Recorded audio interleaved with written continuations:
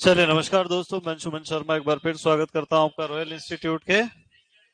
कल हमने पढ़ा अंकुरण, बीज विज्ञान पढ़ रहे थे ना। अंकुरण के प्रकार पढ़ लिए। अरे पढ़े कि नहीं पढ़े? अब हम पढ़ेंगे अंकुरण को प्रभावित करने वाले कारक। ओ भाई ओए, लिखो अंकुरण को प्रभावित करने वाले कारक।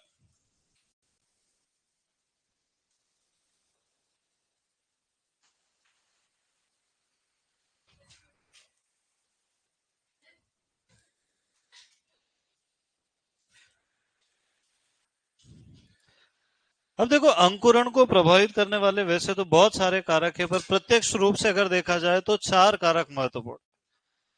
बेटा देखो, एक बात मैं बता दूं, मेरी अगर बात करोगे तो मैं एक आध आदमी बाहर भेज दूंगा। क्या चाहते हो, इसको बंद कर दूं? और कुछ चाय पानी? ठीक है। अब अंकुरण को प्रमुख रूप से कितने कारक प्रभावित करते हैं? चार। सबसे पहला कारक है नमी। बिना नमी के अंकुरण हो ही नहीं सकता है ना। तो सर्वाधिक महत्वपूर्ण कारक अगर कोई पूछे तो क्या उत्तर लगाएंगे? सर्वाधिक महत्वपूर्ण कारक कौन है? नमी। पर सबसे ज्यादा प्रभावित कौन करता है? तापमान। तापमान एक ऐसा कारक है जो सभी उपापचयी क्रियाओं को सर्वाधिक प्रभावित करता है। तापमान में 1 डिग्री ऊपर नीचे भी अगर मामला हो जाए तो हम ये कहेंगे कि अंकुरण बहुत बुरी तरह से प्रभावित होगा। इसके अलावा बिना ऑक्सीजन के अंकुरण संभव नहीं है। और फिर नंबर आता है अपना चौथा नंबर, प्रकाश, जो सभी बीजों के लिए आवश्यक नहीं है।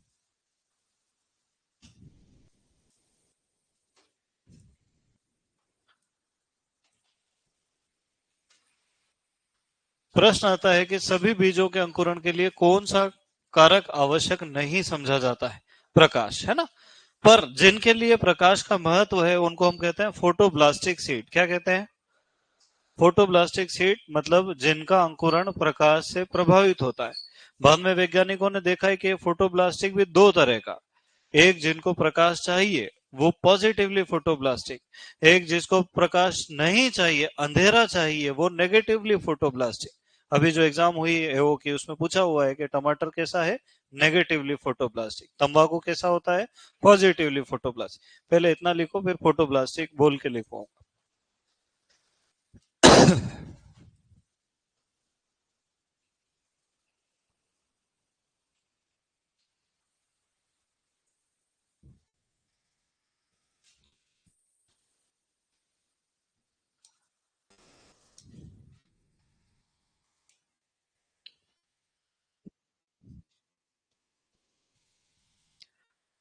क्रॉप तो फुल स्पीड में ही चल रहा होगा तुम्हारा। कितने दिन में? तुमको पता ही नहीं है, बताओ। अरे जिनकी चल रही वो तो बताए कम से कम। उनको भी नहीं पता। उनका बस हो गया। कहते 8 दिन में कि 15 दिन में, 25 दिन में।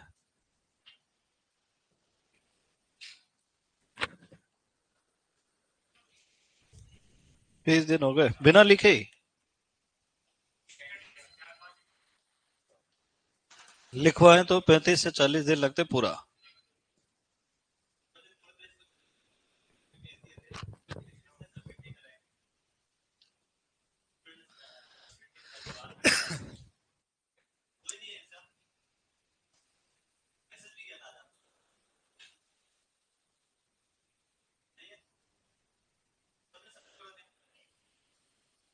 आधो ने तो ले गए घर, ले जाकर रख दिया, वापस लाके दे दिया कि ये लो आपके पेज। हाँ।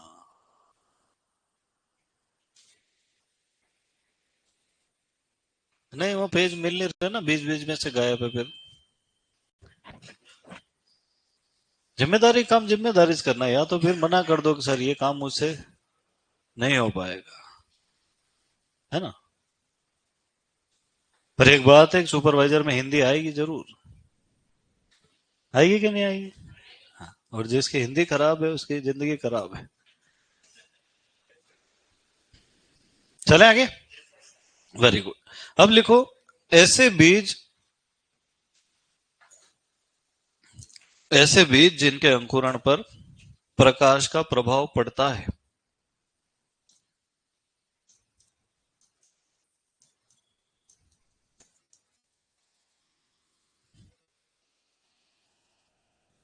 ऐसे बीज जिनके अंकुरण पर प्रकाश का प्रभाव पड़ता है।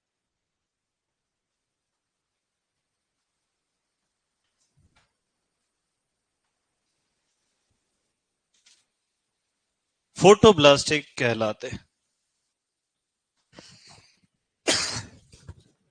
ऐसे बीज जिनके अंकुरण पर प्रकाश का प्रभाव पड़ता है फोटोब्लास्टिक कहलाते हैं, है ना।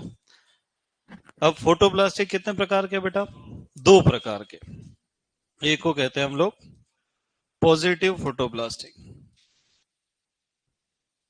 सकारात्मक, और दूसरे होते हैं नेगेटिव फोटोब्लास्टिक, नकारात्मक, है ना।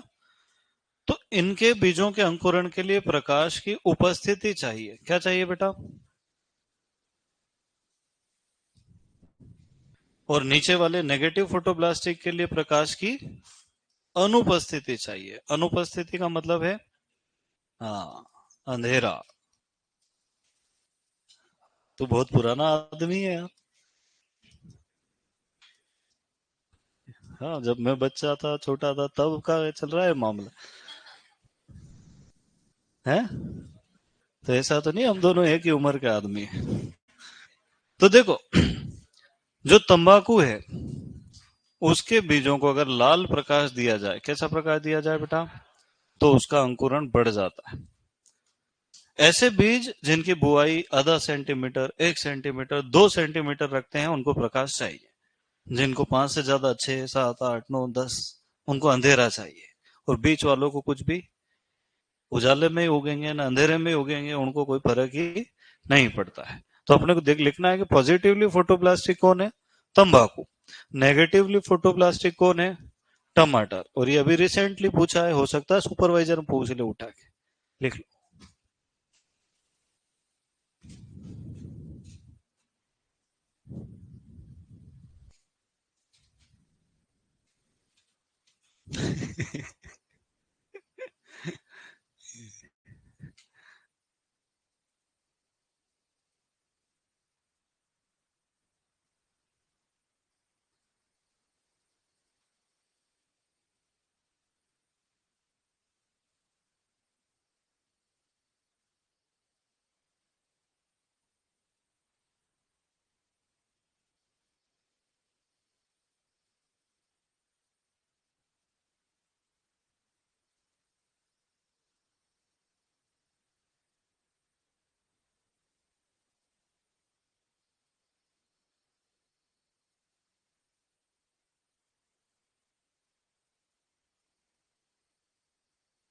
चलो, चले आगे बेटा।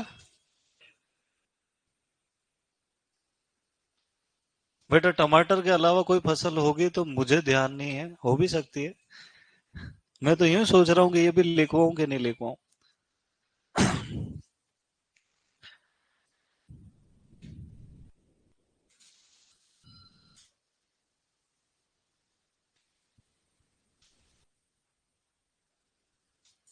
लिख लिया।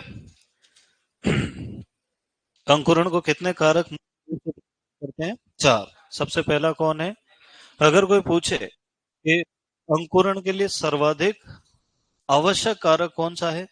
नमी है। बिना नमी के अंकुरण संभव नहीं। दूसरा कारक क्या है? सर्वाधिक प्रभावित करने वाला तापमान। सभी जीव जंतु, सभी पेड़ पौधों की उपापचयी क्रियाओं पर सर्वाधिक प्रभाव ही किसका पड़ता है? तापमान का पड़ता है। जिंदगी में याद रखना, सबसे ज्यादा ताप। अभी इस रूम में अगर गर्मी पैदा कर दो, तुम एक दूसरे को माथा फोड़ दोगे। इसीलिए गर्म देशों में क्राइम रेट ज्यादा है, ठंडे देशों में दिमाग ठंडा रहता है, लोग चिल रहते हैं, कूल, इसलिए क्राइम रेट कम है। अरे हंस रहे हो, रिसर्च आया अभी। कमाल करते हो यार तुम। ऑक्सीजन अगर अनुपस्थित है, बीजों को भंडारित कर देंगे तो फिर वो अपनी अंकुरण क्षमता खो देते हैं, उनके अंदर का भ्रूण मर जाता है। और प्रकाश सभी के लिए आवश्यक, पर जिनके लिए है वो पॉजिटिवली जिनको अंधेरा ही चाहिए, प्रकाश की अनुपस्थिति, वो नेगेटिव। Very good. चलो अब देखो, मैं अगर कोई मजाक करूं तुम बुरा तो नहीं मानते हो? Very good. हालांकि मान भी लोगे तो कोई फायदा होने वाला नहीं है। हम क्या पढ़ेंगे? अंकुरण का परीक्षण। अब ये आदमी बहुत समझदार आदमी, क्या नाम तेरा? अरविंद। ये आरएएस अधिकारी बन गया, राजस्थान एग्रीकल्चर। देखो मैं मजाक करूं तो मेरी उम्र भी ज्यादा और मैं टीचर भी हूं, है ना? तुम मजाक करो, उसने शिकायत कर दी, तुम्हारा कोर्स कैंसिल कर दे, घर भेज दे, तो बने बनाए सुपरवाइजर रह जाओ। इसका ये मतलब नहीं मैं उसको रास्ता बता रहा हूँ। इस... चलो चले आगे। अब ये सुपरवाइजर बन गया, ये बहुत सिंसियर बालक, मैं इसको काफी समय से जानता हूँ, है ना? तो राजस्थान सरकार ने इसको अमेरिका के लिए चयन किया कि ये जाएगा अमेरिका, और वहां से जो अपना बीज लाना है 10,000 क्विंटल, उसका परीक्षण करके आएगा। अब ये गया अमेरिका, और वहां से 10-20 हजार क्विंटल गेहूं बेचना है उनको, वो भी बीज के भाव में। एयरपोर्ट पे इसका स्वागत किया गया ढोल धमाकों के साथ। फिर जेसीबी से इसके ऊपर फूल चढ़ाए गुलाब के।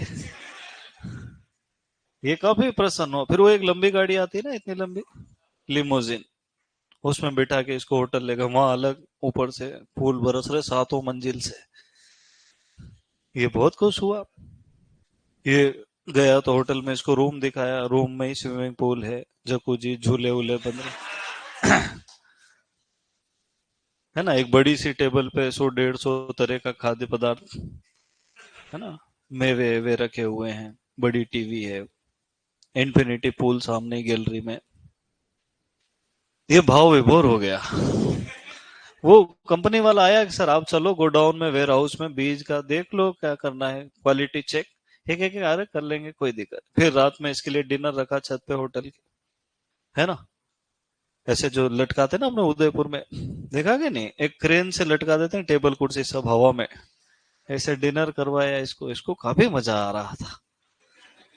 1 दिन 2 दिन 3 दिन इसने ऐसे ही निकाल दिया। फिर इसने कहा ला कौन सा कागज साइन करना, साइन किए, ये आ गए इंडिया भाई साहब। 3 महीने बाद बीज भी आ गया, किसानों को बांट दिया राजस्थान सरकार ने, उगाया जो एक भी नहीं उगा। फिर इसका स्वागत भारत सरकार ने किया जेसीबी से। अब इसको करना क्या था, इसको पहले अंकुरण का परीक्षण तो करना था ना। तो इसको मैं बताता हूं कैसे करते हैं। 5 तरह से कर सकते हैं। देखो, सबसे पहले तो अपन खेत में उगा के देख लो, पर उसमें काफी समय लगता है, इसलिए पहली विधि का नाम है बालू विधि। क्या नाम है बेटा? बालू विधि। दूसरी विधि का नाम है पेपर टॉवेल विधि। क्या नाम है? पेपर टॉवेल विधि। तीसरी विधि का नाम है रैगडॉल विधि। क्या नाम है? रैगडॉल विधि। और चौथी विधि का नाम है पेट्री डिश विधि। कितनी विधियां हो गई अपने पास? 4 हो गई। अब बालू विधि में क्या कर, देखो पहली बात तो अपने को ध्यान रखना है कि अगर अपन अपने ही देश में कहीं जा रहे हैं अंकुरण परीक्षण के लिए, तो जो नमूना लेंगे उसमें 200 बीज लेना। कितने लेना है? राष्ट्रीय नमूने में 220, और अंतरराष्ट्रीय नमूने में 400 बीज लेना। अब ये राष्ट्रीय नमूना कौन है ये नहीं पूछना, मेरे मुंह से किसी का नाम निकलेगा फिर पुलिस आ जाएगी, है ना? तो राष्ट्रीय नमूने में कितने बीज लेना है, और अंतरराष्ट्रीय नमूने में 400 बीज। अपने देश में दोनों ही पाए जाते हैं। अपन बालू रेत को गमले में भर देंगे, या नर्सरी की ट्रे आती है छोटी छोटी, देखी तुमने कभी? एक साथ 25 30 40, उनमें बालू रेत भर देंगे, एक एक बीज लगा देंगे, पानी छिड़क के 2-3 दिन के लिए छोड़ देंगे। जो बीज अंकुरित होंगे वो साफ साफ दिखाई देंगे, ठीक है? इसकी जगह पे अगर हम कहीं होटल होटल में रुके, जैसे भाई साहब थे अमेरिका में, एंजॉय टू मच देयर, तो वहां पे मोटा वाला टिश्यू पेपर आता है जिसको कहते हैं पेपर टॉवेल। उसमें लाइन से बीज जमाना है, रोल बनाना है, ऐसे बहुत सारे रोल बनेंगे 5-10, उनको ऐसे पानी में डुबाना है, बाहर निकाल के रख देना है, उसमें भी उग जाएंगे। अगर लकड़ी का पाउडर, जिसको सॉ डस्ट कहते हैं, वो भर दिया जाए तो उसको क्या कहेंगे अपन? रेगडॉल विधि। और अगर प्रयोगशाला में छोटी छोटी कांच की प्लेट आती है पेट्री डिश, उसमें उगा के देखेंगे तो पेट्री डिश विधि। अपने को करना कुछ नहीं, देखना है 200 में से कितने प्रतिशत बीज उग रहे हैं। तो इसका एक फॉर्मूला बनाते हैं अपन, अंकुरण प्रतिशत। बना सकते हो तुम फॉर्मूले? तुमको मैं एक बात बताऊं, एग्रीकल्चर में जितने भी फॉर्मूले आते हैं उसमें से 90% फॉर्मूला एक ही फॉर्मूला है। कुल पदार्थ को नीचे लिख दो, काम की चीज को ऊपर लिख दो, और गुणा 100 से कर दो। ये आती है दक्षता। और ज्यादातर फॉर्मूले इसी में काम आते हैं, है ना। चाहे कपास में जिनिंग प्रतिशत निकालो, चाहे मूंगफली में शेलिंग प्रतिशत निकालो, चाहे सिंचाई की दक्षता निकालो, चाहे उर्वरक की निकालो, जिस भी चीज की जो काम में आया उसको कहाँ लिख दिया ऊपर, जो टोटल था उसको कहाँ लिख दिया नीचे, और गुणा का ऐस कर दिया 100 से। तो यहाँ पर अंकुरण प्रतिशत निकालना है। अब कुल पदार्थ क्या है, नमूने में बीजों की संख्या। 200 लिए 200 लिख देंगे, 400 लिए तो, और यहाँ क्या लिख देंगे, अंकुरित बीज जो काम में आ गए वो, और गुणा का ऐस कर देंगे।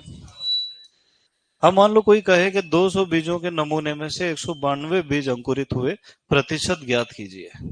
करो देख। अरे पेन कॉपी उठाना गधो, 200 में से 192 हो गए तो 100 में से कितने हो गएंगे? वो भी नहीं आता, ऐसे कैसे सुपरवाइजर बनोगे तुम?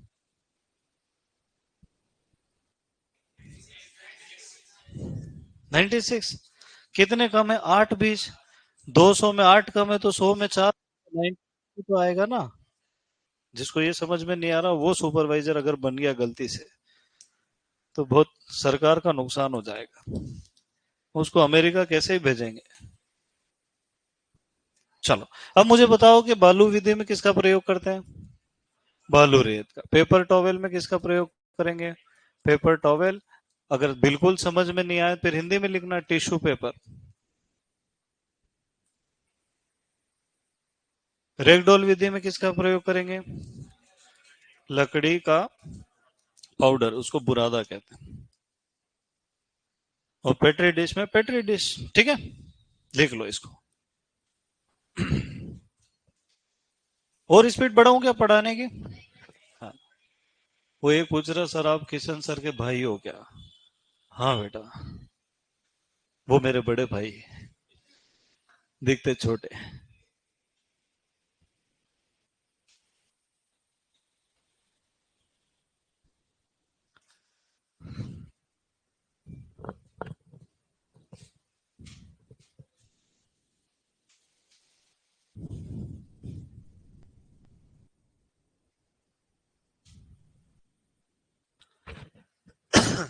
सॉरी।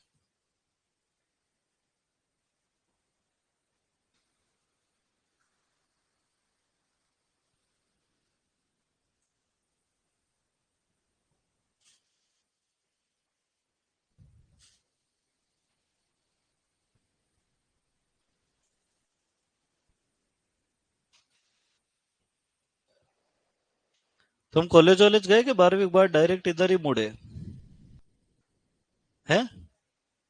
पक्का? हाँ, कोई भरोसा थोड़ी, बोले 12th हो गया आप सीधे चलते हैं प्रयोगशाला में।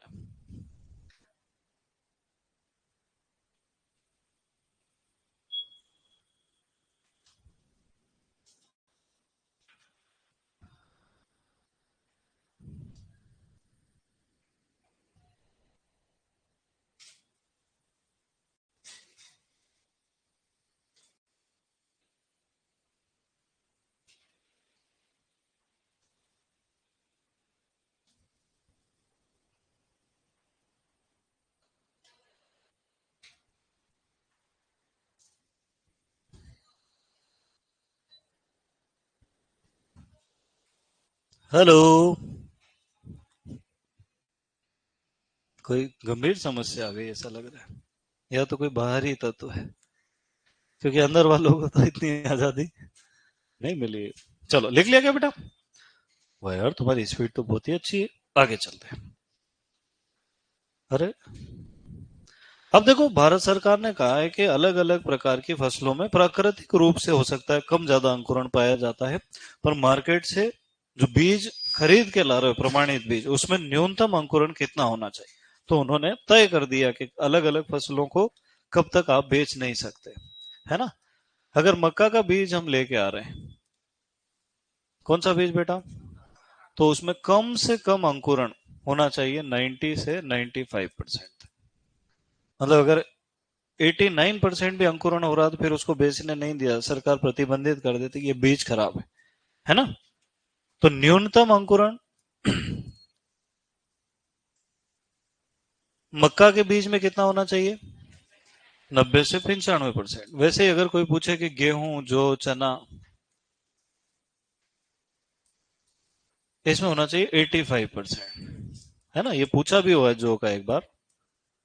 फिर धान में 80%, कितना होना चाहिए, सोयाबीन में 70%, और सबसे कम अंकुरण किस में पाया जाता है, कपास और भिंडी में 65%, क्योंकि इनका बीज चोल बहुत ही कठोर होता है। भिंडी के साथ तो तुम्हारा अनुभव भी अच्छा रहा है। बोले सर आप क्या कहते हो, कुछ समझ, अरे अपन भिंडी खाते हैं ना, तो उनका बीज चोल कठोर होता है, वो बीज पचते नहीं है, वापिस वैसे ही आ जाते हैं। ये खरपतवारों की विशेषता है कि इनका बीज चोल बहुत कठोर होता है, इस कारण से पशु पक्षियों के द्वारा खा लिए जाते हैं, फिर दूसरे स्थान पे वो वैसे ही पहुंच जाते हैं। खरपतवारों का प्रकीर्णन। तुम इसको गलत वे में समझते हो। हाँ, तुम बहुत खतरनाक किस्म के लोग। लिखो इसको, सीधी बात को उल्टा करके समझ लेना, फिर बदनाम भी टीचर को करते हो कि सर डबल मीनिंग बातें करते हैं। अब भिंडी के बीज में कौन सा डबल मीनिंग हो गया तुम्हारे दिमाग में ही, गोबर भरा हुआ है।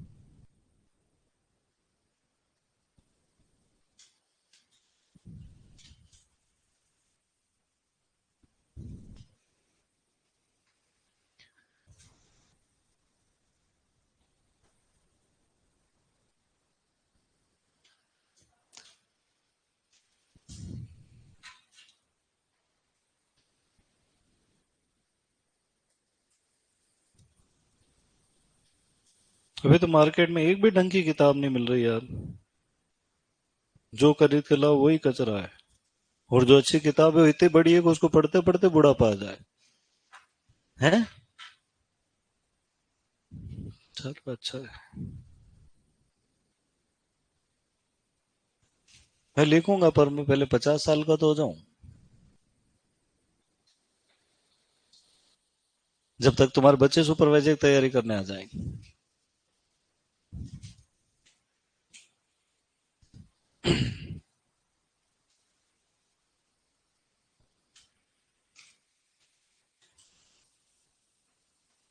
एक तो पंखे बंद करवा दिए, एसी बंद करवा दिया, अब गर्मी लग रही तुमको। मेरे पास तो है मेरी व्यवस्था, ये लो, तुम्हारा देख लेना। चले आगे। अब देखो, जब मैं ऐसे पढ़ाता हूँ ना बातचीत करके, तो तुम्हारा ध्यान बातचीत में रहता है, भूल जाते हो। बताओ, मक्का में कितना अंकुरण होता है, गेहूं और जौ में, धान में, सोयाबीन में, कपास और भिंडी में। फिर क्या पढ़ाना, तुम खुद ही पढ़ लो ना यार। अच्छा, तो अपन ने अंकुरण अंकुरण में कितनी चीजें देखी, एक तो क्रिया विधि देखी, दूसरा अंकुरण के प्रकार देखे, अंकुरण को प्रभावित करने वाले कारक देखे, और विभिन्न फसलों में न्यूनतम अंकुरण देखा। इतना समझ में आया, पक्का पक्का, वेरी गुड। अब हमने पढ़ा था बीज की शुद्धता अधिकतम होना चाहिए। क्या अधिकतम होना चाहिए बेटा, तो अब हम अगला टॉपिक पढ़ेंगे, बीज शुद्धता। और ये शुद्धता कितने प्रकार की होगी, दो प्रकार की, एक भौतिक शुद्धता और एक आनुवांशिक शुद्धता।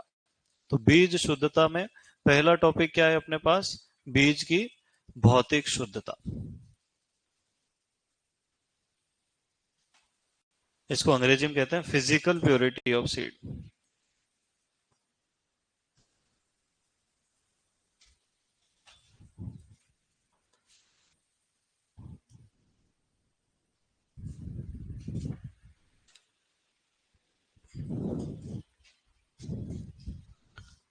अब मुझे एक बात बताओ कि फिजिकल प्योरिटी या भौतिक शुद्धता का क्या अर्थ है? बीज किसको कहते हैं? वह पदार्थ जो नए पौधे तैयार करने के लिए प्रयोग किया जाता। उसके अलावा अगर कोई भी चीज है उसमें तो वो क्या है? अशुद्धि है। तो बीज को छोड़ के बाकी जो भी सब है वो क्या है? अशुद्धि। अब भौतिक शुद्धता कैसे निकालते हैं देखो। एक पटिया आता है, उसका नाम है सीड वर्क बोर्ड या सीड प्यूरिटी वर्क बोर्ड। क्या नाम है बेटा? Seed purity.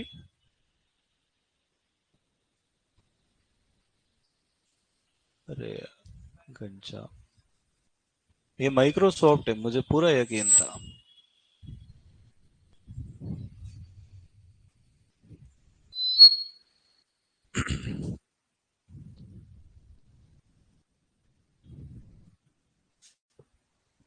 भाई साहब, आप क्या चाहते हैं? यहाँ भी माइक्रोसॉफ्ट। सीड वर्क बोर्ड आ गया। ये तो आ ही जाता है इधर, तो उधर नहीं आता है बस। दिख रहा है? एक पटिया है। कैसे रंग का है बेटा बैकग्राउंड इसका? व्हाइट। कैसा बैकग्राउंड है? सफेद क्यों है बताओ?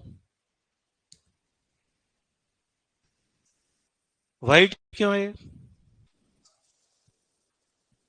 अरे कोई भी चीज व्हाइट अगर बैकग्राउंड रहे तो साफ दिखाई देती है। कितने का? 4,500 रुपए का। कितने का है? हाँ, बहुत महंगा है। इसमें एक स्केल भी लगी हुई रहती है ना? अब जब अपन कोई बीज का नमूना लिया, मान लो कोई बीज खरीद रहे अपन, बहुत महंगे भाव का बीज है, उसमें से एक नमूना ले लिया, 100 ग्राम बीज इस पेटी के ऊपर रख लिया। इसमें एक लाइट भी लगी रहती है और एक मैग्नीफाइंग ग्लास भी लगा रहता है। अब अपने को जिस फसल का बीज है उसके बीज उठा उठा के एक साइड करना है। बाकी जो भी बचा वो सब क्या है? कचरा। उसको कहते हैं डॉकेज। उसमें क्या हो सकता है? कटे पिटे बीज, दूसरी फसल के बीज, खरपतवारों के बीज, फसल के अवशेष, कंकड़ पत्थर, कांच के टुकड़े, प्लास्टिक के टुकड़े, विमल। आजकल बहुत मिलता है, कहीं भी मिल सकता है। तो वो सारा जो कचरा है उसको क्या कहते हैं? अशुद्धि या डॉकेज। तो बीजों में पाई जाने वाली अशुद्धि को क्या कहेंगे बेटा? डॉकेज। बीज की भौतिक शुद्धता के लिए किसका प्रयोग किया जाता है? Seed purity work board. और डॉकेज में क्या हो सकता है मैंने तुमको बता दिया है ना। चलो लिखो। बीजों में पाई जाने वाली अशुद्धि को डॉकेज कहते हैं।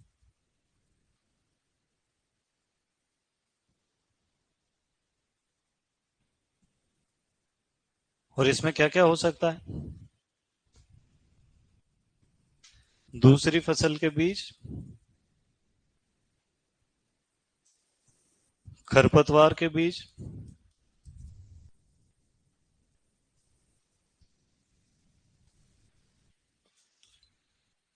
कंकड़, फसल अवशेष,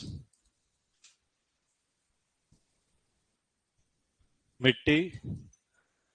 अभी कुछ बच्चे इंतजार कर रहे हैं कि आगे भी कुछ लिखेंगे।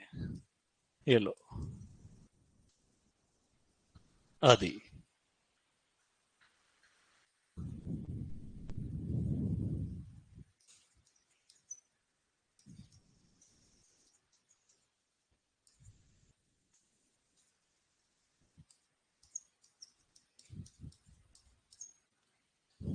किसका प्रयोग करते हैं?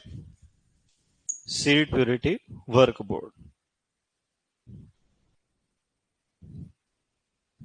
तो जिनकी सीड साइंस डिपार्टमेंट में जॉब लगती है, सैलरी तो अच्छी होती है, 60-70-80 हज़ार रुपए महीने, काम यही करते रहते हैं। बहुत मजेदार काम है। कोई पूछने नहीं आता कि तुम क्या कर रहे हो। सॉइल साइंस में तो फिर भी पूछने आ जाते हैं आजकल। सीड साइंस में है ना, हमारे एक सीनियर थे मैम, वो सीड पैथोलॉजिस्ट। तो एक बड़ी कंपनी का सैंपल फेल हो गया। अब उसमें तो पैथोजन मिल गए उनको, फंगस मिल गई। तो वो यहाँ से उन्होंने रिपोर्ट बना के भेज दी, दूसरे दिन कंपनी सील। 5,000 टन सीड रखा हुआ था सोयाबीन का, बिक्री प्रतिबंधित। उसने एडी चोटी का जोर लगा दिया। पर वो बंद मतलब बंद। बीच का सा रास्ता निकाला कुछ। तो ये पावर है गवर्नमेंट जॉब का, है ना। चल खैर ठीक है, तुम भी आरएस बनोगे तो पता चलेगा। क्या लिखा, सीड प्योरिटी वर्क बोर्ड का प्रयोग बीजों की भौतिक शुद्धता ज्ञात करने में किया जाता है ना। भौतिक अशुद्धि वो है जो आंख से दिखाई दे रही है ना। आंख से बीज के अलावा जो भी दिख रहा, हमारी फसल के बीज के अलावा दूसरा जो भी दिख रहा है वो सब क्या है, डोकेज है, कचरा है, इम्प्योरिटीज है। अब बताओ भौतिक शुद्धता का सूत्र कैसे लिखेंगे अपन, तुम बताओ चलो। वही सूत्र है एक ही, भौतिक शुद्धता प्रतिशत। बताओ, यहां तो लिख दूं मैं नमूने का भार, और यहाँ 100 आएगा। अब ऊपर क्या आएगा ये तुमको डिसाइड करो खुद। शुद्ध बीज का भार, पर वो शुद्ध बीज का भार कैसे निकलेगा, नमूने का भार माइनस डोकेज या अशुद्धि, दो जो अपने को लिखना है। ये हो गया काम, लिख लो। सूत्र याद करना ही नहीं है, सूत्र बनाना है।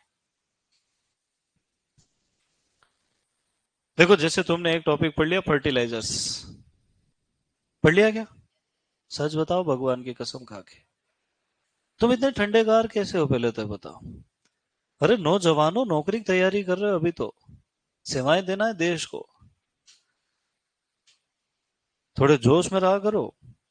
बोले वो आप जाओ फिर बताते हैं। भाई डॉकेज लिखा, डाकण मत लिख लेना तो वो, हाँ, नहीं तो 2-3 साल बाद पढ़ेगा, सोचेगा कि सर ने क्या पढ़ा दिया है।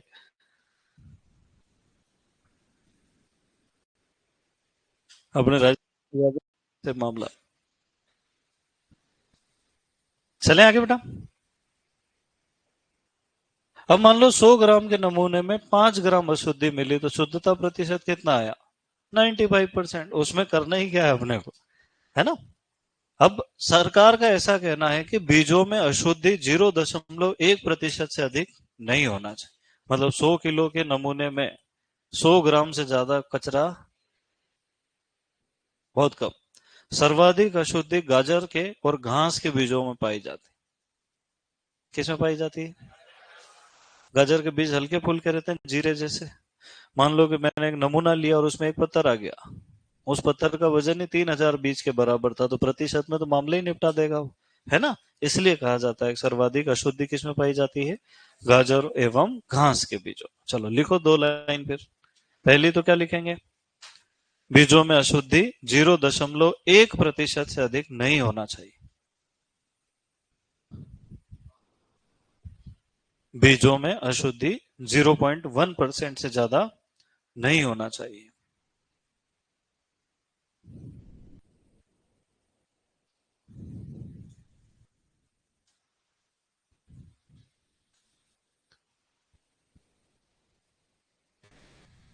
फिर लिखो सर्वाधिक अशुद्धि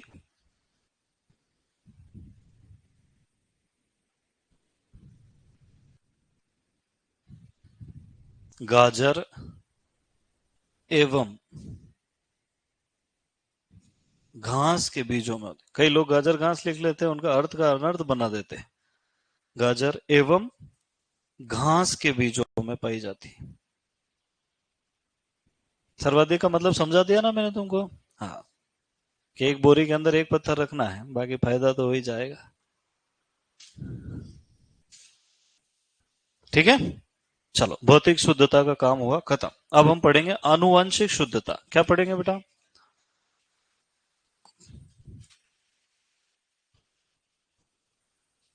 तुमने जेईटी सीईटी की तैयारी करी थी कभी, हाँ, नहीं की, कर लेते यार।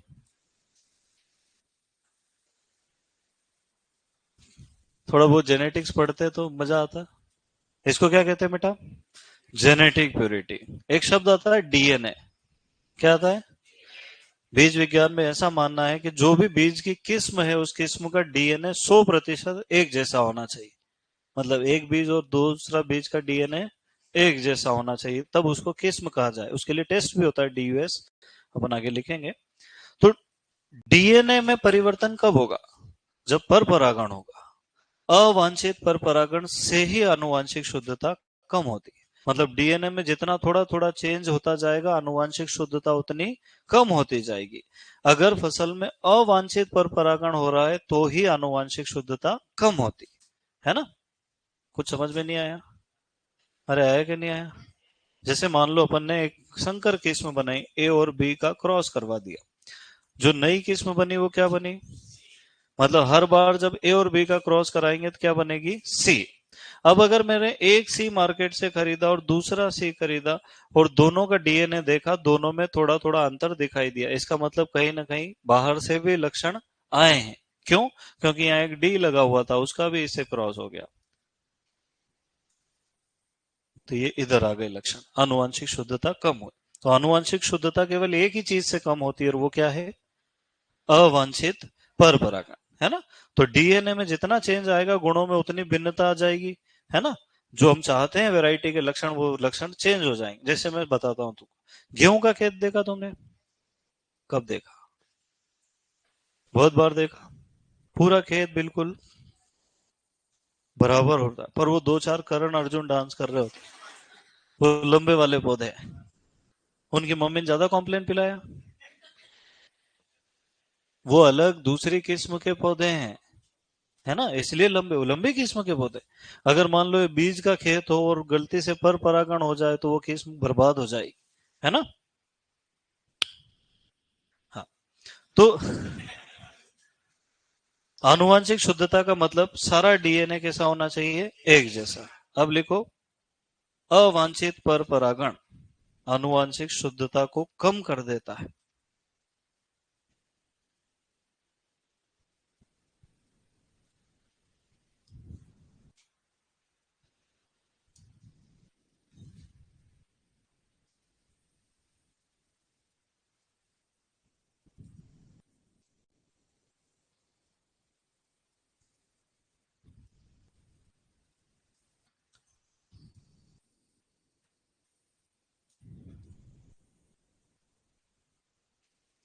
अब आनुवांशिक शुद्धता को बनाए रखने के लिए हम दो काम कर सकते हैं। एक तो अपवांछन या रोगी। देखो, खरपतवार विज्ञान पढ़ लिया तुमने? है, तुमने पढ़ा होगा कि जब किसी एक फसल की किस्म में उसी फसल की दूसरी किस्म का पौधा आ जाए, है ना, इसको रोगियो कहते हैं या रोग खरपतवार कहते हैं। इसको निकाल देना चाहिए पुष्पन अवस्था के पहले। तो रोगिंग कर देना है, कब करना है? पुष्पन से पहले।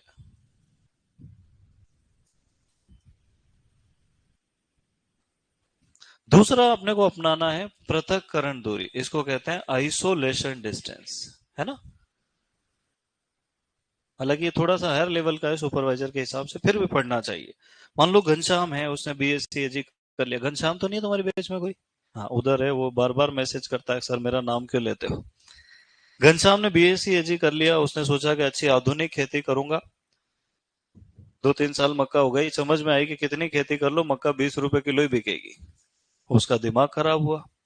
वो जो बीज खरीद के लाता है वो 800 रुपए किलो है, और जो बेचने जाता है जो 20 रुपए किलो है। उसके दिमाग में आइडिया आया कि मैं बीज ही बना दूंगा। करना क्या है, दो वैरायटी का क्रॉस करवाना है, एक वैरायटी बनाना है। उसने गंगा एक संकर किस्म उत्पादन का प्रोग्राम कंपनी से कॉन्ट्रैक्ट कर लिया कि बीज मैं बना के दूंगा। हाइब्रिडाइजेशन पढ़ा तुमने? ए का आर से क्रॉस कराना। बोले मैं कर दूंगा सब, मेरी मक्का क्या भाव खरीदोगे? कंपनी ने कह दिया 400 रुपए किलो। घनश्याम खुश, गांव वाले दुखी। अरे उनको पता चला कि यार हमारी मक्का 20 रुपए किलो और घनश्याम की मक्का। उन्होंने तुरंत यूट्यूब पे लिखा, संकर मक्का कैसे तैयार करें। आजकल के किसान बहुत खतरनाक है। 50 वीडियो देख दिए, खुद ही एक्सपर्ट बन गए। घनश्याम गंगा लाया, जमुना लाल जी जमुना ले आए, चुन्नीलाल जी सरस्वती, कृष्णा, कावेरी, गोदावरी, नर्मदा, ताप्ती, माही, चंबल, लूणी, अलूणी, मीठी, खारी, सब ने अपने अपने खेत में क्या लगा रखा? संकर मक्का का बीज उत्पादन कार्यक्रम। पर दिक्कत यह है कि मक्का पर परागित फसल है और वायु परागित फसल है, उसके परागकण 400 600 मीटर दूर तक जा सकते थे। बनाना तो क्या थी, गंगा, पर ए और बी की जगह C, D, E, F, G, H, I, J, K, L, M, N, O, P, Q, R, S, T, समंदर बन गया। फिर 20 रुपए किलो। अब घनश्याम को खुद सुनिश्चित करना है कि अगर वो संकर मक्का का बीज उत्पादन कर रहा है तो उसके खेत से कम कितनी दूर तक मक्का का कोई दूसरा खेत नहीं होना चाहिए। किसको रोकना है उसको, पर परागण को रोकना है। इसलिए वो खुद ये सुनिश्चित करेगा कि कम से कम 400 मीटर तक उसके खेत से दूसरा मक्का का कोई खेत नहीं है। अब ये दूरी क्यों मेंटेन रखना है बेटा, अवांछित पर परागण को रोकने के लिए जो न्यूनतम दूरी रखी जाती है। अब ये दूरी किसके बीच में रखी जाए, किसी फसल की एक किस्म और उसी फसल की दूसरी किस्म के बीच में कम से कम इतनी दूरी होना चाहिए। क्लियर है मामला। पॉली हाउस में अगर उगाएंगे तो इसकी कोई आवश्यकता ही, वो अभी है आधुनिक, ये पुराने जमाने से चली आ रही है। तो अवांछित पर परागण को रोकने के लिए किसी एक फसल की दो किस्मों के खेत में रखी जाने वाली न्यूनतम दूरी क्या कहलाती है, पृथक्करण दूरी। लिखो पहले परिभाषा देखें।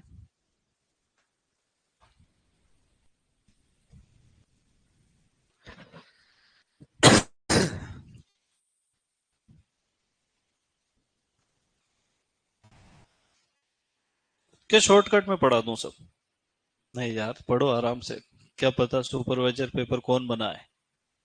लिखो अवांछित पर परागण को, ये लिख रहे हो क्या पहले, हाँ ये लिख लो, फिर हेडिंग डाल के बता देना मुझे।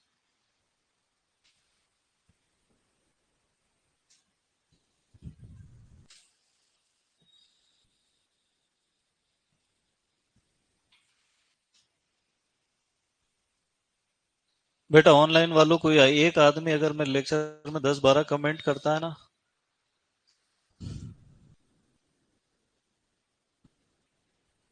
वो भाई ये वो अकेले ही बात कर रहा है, जबकि 50 लोग ऑनलाइन है।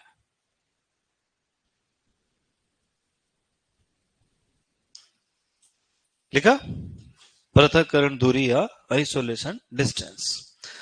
इसमें लिखो अवांछित पर परागण को रोकने के लिए, अवांछित पर परागण को रोकने के लिए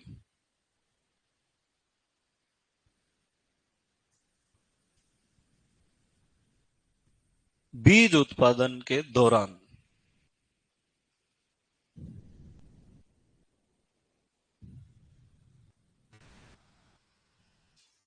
अवांछित पर परागण को रोकने के लिए बीज उत्पादन के दौरान किसी एक फसल की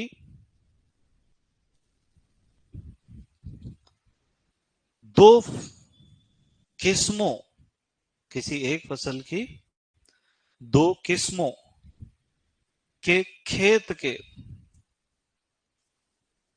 बीच रखी जाने वाली, किसी एक फसल की दो किस्मों के खेत के बीच रखी जाने वाली न्यूनतम दूरी,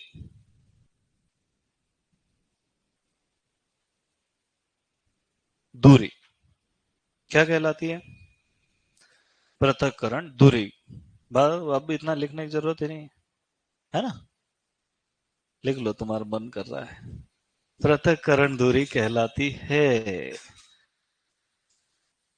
ये बात पल्ले पड़ी कि नहीं पड़ी, वेरी गुड। अब देखो अपन आगे पढ़ेंगे बीज संतति, उसमें नाभिक बीज, प्रजनक बीज, आधार बीज, प्रमाणित बीज अलग अलग पढ़ेंगे, थोड़ा ज्यादा समझ में। अभी अपने को देखना है कि अलग अलग फसलों में पृथक्करण दूरी कितनी रखी जा रही है ना। तो अपन यहाँ पर एक चार्ट बनाएंगे, तुम मेरे साथ बनाओगे क्या, तुम्हारा टाइम तो नहीं हो गया, बचा है 7 मिनट में, मेरे साथ बनाओगे तो जल्दी बन जाएगा। लिखो यहाँ पर फसल,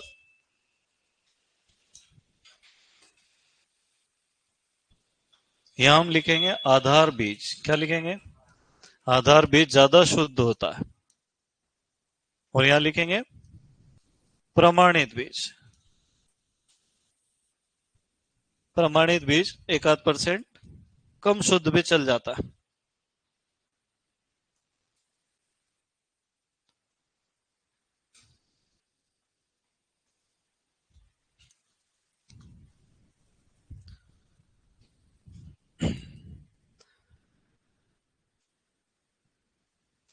अब सबसे पहले हम देखते हैं स्वपरागित फसलें। स्वपरागित फसलों में कौन आता है? गेहूं, सोयाबीन, है ना।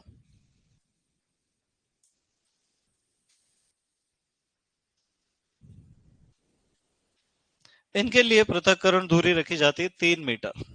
कितनी रखी जाती है? 3 मीटर। सबसे ज्यादा प्रश्न पूछा जाता है संकर मक्का, इसके लिए 600 और 300।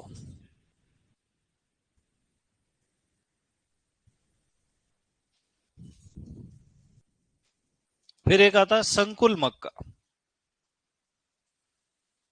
इसमें 400 और 200, 400 एंड 200 मीटर्स, है ना। फिर आता है आपका बाजरा, बाजरे में 1000 और 200। ये थोड़ा सा अलग टाइप का सिस्टम है ना। 1500 होना चाहिए पर इसमें 200 ही है। ज्वार में 200 और 100।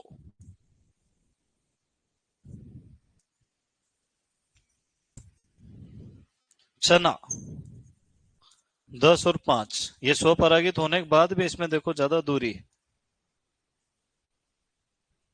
और लास्ट में नंबर आता है संकर कपास। ये पूछा हुआ भी है सुपरवाइजर में, है ना, कि संकर कपास के आधार बीज उत्पादन में कितने डिस्टेंस रखते हैं? 50 मीटर। प्रमाणित में कितने रखते हैं? 30 मीटर।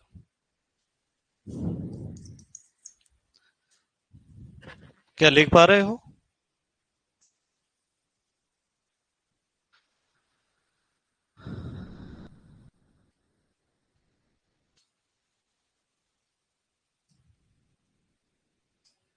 देखो, रटने का कोई भी मामला पूछा गया वो तो तुम निपटा दोगे। दिक्कत कब आती है? जब वो थ्योरी पूछ लेता है। वो पूछ ले अवांछित पर परागण को रोकने के लिए रखे जाने वाली न्यूनतम दूरी कहलाती है आधे विकेट धड़ाधड़ गिर जाएंगे। क्या कहलाती है? पृथक्करण। और गलती से पूछ ले कि पृथक्करण दूरी कौन सी शुद्धता को, आनुवंशिक शुद्धता, है ना। क्योंकि बुक्स जब पढ़ता ना कोई मार्केट से खरीद के, तो वो खाली रट लेता, उसको डेटा याद कर ले, उसके अंदर की जो कहानी है उसको समझ में नहीं आती। तो डेटा कम आ रहे हैं आजकल मार्केट में एग्जाम में। तो आनुवंशिक शुद्धता को बनाए रखने के लिए कितने काम करेंगे अपन? दो। पहला काम क्या करेंगे? रोगिंग, अपवांछन। दूसरा काम क्या करेंगे? पृथक्करण दूरी। परपरागित फसलों में ज्यादा दूरी आएगी कि स्वपरागित फसलों में? पर परागित में ज्यादा आएगी, है ना। स्वपरागित में कम आएगी, तो बहुत कम है। देखो कितनी है? 3 मीटर ही। मतलब इधर संकर गेहूं उग रहा है, उधर पड़ोस में कोई भी उगा है, अपने कहीं ज्यादा लेना देना नहीं है। कहाँ ध्यान रखना है? मक्का में, खास करके बाजरे में। और भी फसलें जैसे फूल गोभी, प्याज, चुकंदर, गाजर, इनके लिए 2-2 किलोमीटर, 2.5-2.5 किलोमीटर तक आजकल तो पॉली हाउस आते हैं, कहीं दूरी की जरूरत ही नहीं है ना। अब आगे अपन कल पढ़ेंगे। कल क्या पढ़ेंगे अपन? बताओ।